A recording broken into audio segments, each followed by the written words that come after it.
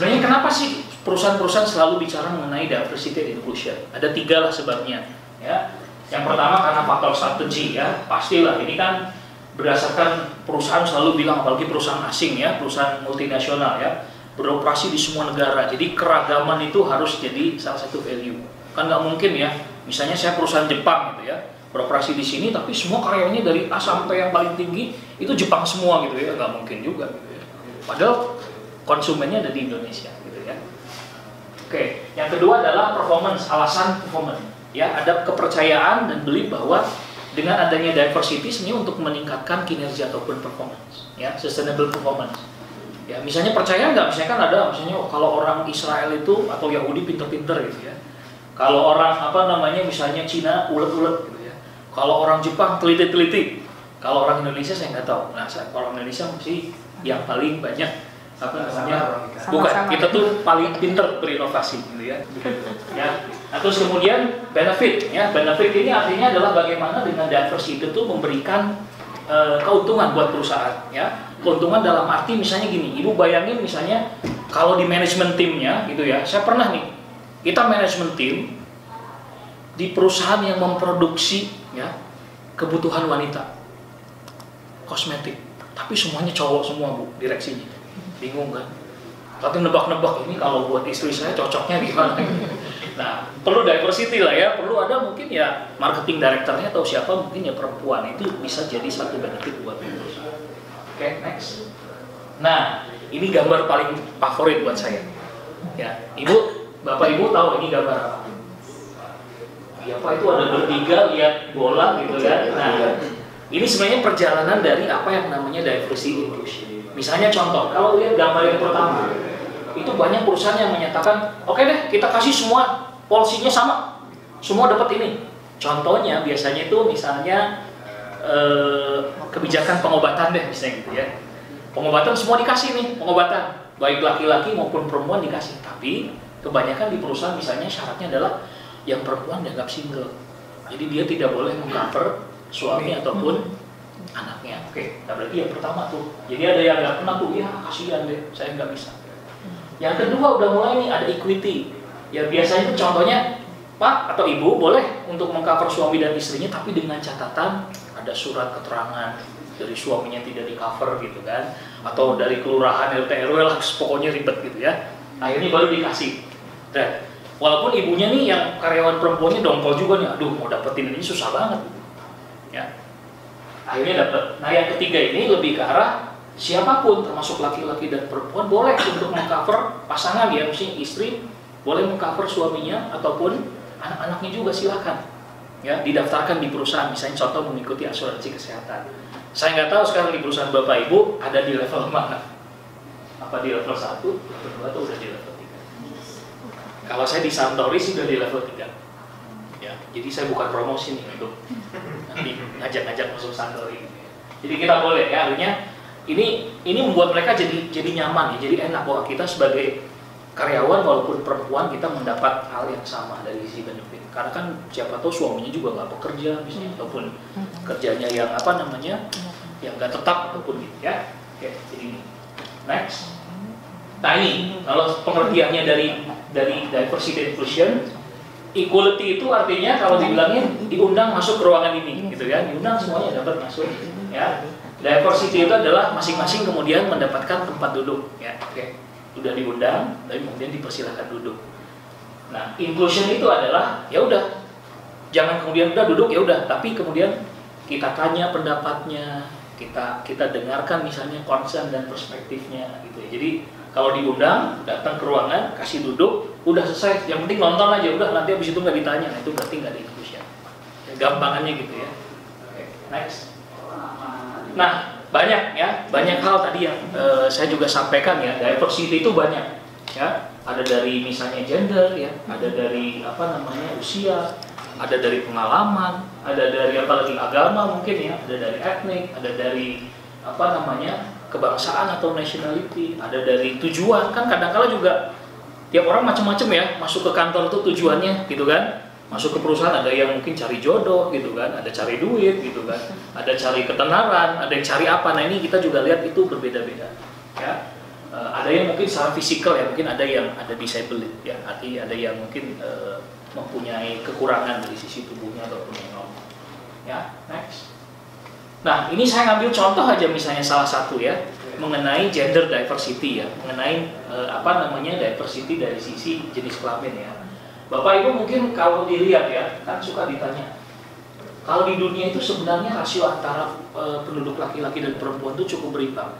Ya, jadi bedanya tuh beti lah, beda tipis gitu ya. Kalau di sini tadi saya bilang cuma 20% nih, Bapak jadi cukup lumayan bagus Pak, 20 dibanding 80%. Di Indonesia pun sama sebenarnya.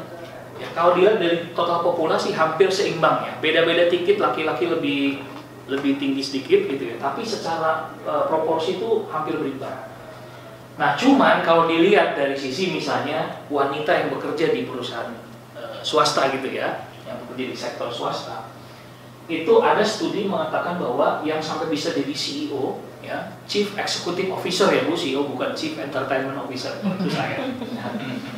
Nah, itu hanya 5% saja gitu kan. Artinya 95%-nya adalah dijabat oleh laki-laki ataupun pria ya. Sampai nah, bahkan dulu saya ada di satu perusahaan tempatnya Pak Arbono juga. Itu kita selalu nge-track, ada yang namanya kurvanya namanya kurva mulut buaya, tapi nggak ditambah darat ya, kurva mulut buaya. Jadi di dalam kurva mulut buaya itu dikatakan bahwa di posisi-posisi yang paling bawah ya, itu rata-rata mungkin perbandingan atau rasio antara laki-laki dan perempuan hampir seimbang lah, beda-beda tipis. Tapi makin ke atas, ini bisa jadi ada yang 100% laki-laki tapi perempuannya 0%. Ya makanya dia terbuka gitu kayak mulut buaya gitu. Nah, sebenarnya tantangannya waktu itu adalah bagaimana untuk bisa ya membuat mulut buaya ini jadi rada-rada inilah gitu ya. Rada nggak usah terbuka banget ya. Karena apa? Kenyataannya misalnya perusahaan ini beroperasi di Indonesia. Konsumennya Aqua ini kan tidak hanya laki-laki gitu ya. Perempuan juga, ibu-ibu. Apalagi misalnya di produk-produk lain yang menentukan misalnya ya, menentukan keputusan untuk membeli itu ternyata ibu-ibu. Misalnya bayangin, saya pernah dulu di Nissan sebelum ini ya. Kita punya research ya, Bapak Ibu mungkin ini ya agak-agak kaget gitu ya, bahwa yang menentukan ya keputusan untuk membeli mobil itu siapa? Ibu, bukan bapak. Bapak tuh yang cuman bayarin aja kan gitu ya. Atau nanti hadapin sama leasingnya lah gitu. Tapi yang memutuskan beli itu ibu. Ya, jadi that's why itu penting juga yang namanya diversity gender ya contohnya ya. Jadi perlu ya. Oke, next ya. Nah, kenyataan yang sekarang kita hadapi ya, bahwa memang di dunia tadi saya bilang ini kan jumlah perempuan laki-laki berimbang gitu ya. Ya artinya banyak perempuan juga sebagai pilihan gitu kan untuk dari sisi tenaga kerja ya. Bapak ini langsung bilang banyak perempuan sebagai pilihan gitu. Ini bukan yang sakinah mawaddah warahmah. Nah, kemudian kita juga lihat di komunitas kita ya, di mana bisnis kita ada, ya kan pasti banyak juga perempuan gitu kan. Kemudian juga ada hukum, ya, ada laws yang mungkin ya regulation yang juga katakanlah mencoba mendorong diversity. Contohnya kalau nggak salah tempornya ada regulasi ya bahwa di Indonesia ini harus mempekerjakan 1% yang difabel gitu ya. Ya, walaupun kata HRD-nya jangan yang difabel, yang sehat-sehat aja juga masih banyak yang nggak kerja gitu kan. Ya, tapi ini menunjukkan bahwa ya konsumen kita kan juga termasuk kaum difabel.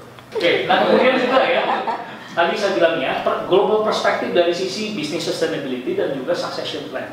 Ya kita punya kewajiban untuk bisa memberdayakan perempuan ya, artinya tenaga kerja perempuan. Ya, kemudian juga tadi yang udah dibilang customer dan consumer, kemudian juga decision making quality. Nah ini penting. Kadang-kadang tadi di perusahaan yang sebenarnya produknya buat banyak yang ibu-ibu, terus kemudian pengambil keputusan laki-laki semua, kadang-kala kualitas pengambilan keputusannya agak ini juga. Jadi itu kan harus ada decision yang datang juga dari secara diversity ya. Nah kemudian juga ada aspirasi dan keinginan dari karyawan yang mengenai tadi keragaman semua kan ada, sekarang juga ada millennials, ada ini dan segala macam. Next. Nah biasanya siapa yang dilakukan nih ya, umumnya yang dilakukan oleh perusahaan itu pastinya dari sisi kebijakan rekrutmen ya. Misalnya katakanlah bagaimana kita mencoba mendorong kandidat perempuan untuk lebih banyak di tempat saya juga, karena kita kan coba meningkatkan nanti ya setelah ini ya, meningkatkan rasio dari perempuan di setiap level. itu misalnya contoh kita bilang bahwa setiap hiring itu selalu ada kandidat perempuan. Terus kemudian kadang-kala kalau untuk level tertentu misalnya gini lah, hampir mirip-mirip standarnya tapi misalnya jumlah perempuannya masih sedikit ya kita coba pilih yang kandidat perempuan. Gitu ya. Ada beberapa yang memang kita mesti coba lakukan. Tapi beberapa protes nih. Oh, berarti nanti gimana nih Pak kesetaraan gender laki-lakinya? Gitu. Ya. Karena ada beberapa juga perusahaan yang misalnya jumlah laki-lakinya sedikit Pak. Coba kalau lihat di perusahaan garment gitu ya. Ya mungkin jumlah laki-lakinya sedikit ya. Itu mungkin perlu di-increase juga di situ. Ya. Seperti itu. Nah kemudian juga ada beberapa yang kaitannya dengan kebijakan dari perusahaan yang diterapkan rata-rata kayak misalnya untuk mendukung diversity ya. Misalnya contoh tadi yang medical benefit. Contohnya lagi misalnya flexi hours. Kan ada tuh di tempat. Di beberapa perusahaan juga menerapkan jam kerja yang fleksibel. Ya tujuannya juga memberi kesempatan buat kaum ibu gitu ya untuk dia bisa ngurusin dulu keluarga deh sebelum kerja, jadi dia mungkin bisa bahkan datangnya cepat pagi, pulang bisa jam 4 udah pulang ke rumah untuk keluarga ya. Contoh ya. Dan juga ada beberapa ya misalnya fasilitas di kantor ya yang juga bermanfaat untuk kaum wanita gitu ya. Nah, terus juga di beberapa perusahaan banyak program khusus yang namanya Women Leadership Program ya. Jadi ini khusus diberikan untuk mengembangkan kepemimpinan dari pekerja wanita gitu ya. Nah, terus juga ada kalau perusahaan yang multinasional tuh ada assignment internasional buat pekerja wanita yang berprestasi ataupun talent. Terus ada coaching dan juga ada leadership forum ya. Next. Nah, ini sebenarnya kalau tadi kaitan dengan yang disampaikan Pak Argono juga ya, harapannya ujung-ujungnya ya kita kalau ngomongin di psikologi kan, sorry ya, saya bukan psikolog gitu ya, bukan dari psikologi ya Bapak Ibu tahu ya, dari sisi kebutuhan gitu kan, dari mulai basic gitu kan sampai dengan yang self actualization gitu ya. Kalau saya anggap ini sebagai highly engaged organization, karena organization itu kan tujuannya biar menciptakan organisasi yang engage, yang terlibat, terikat ya, semua bisa dukung ya. Jadi ada faktor-faktor tadi yang ada faktor eksternal, faktor internal gitu kan, termasuk policy. Ya tujuannya adalah untuk membuat organisasi ini bisa lebih capable, dan setelah capable gitu kan, kemudian kita dengan diversity ini ingin agar organisasi ini bisa lebih engage ya, dan lebih sehat gitu ya, lebih sehat dalam konteks keberagaman ya.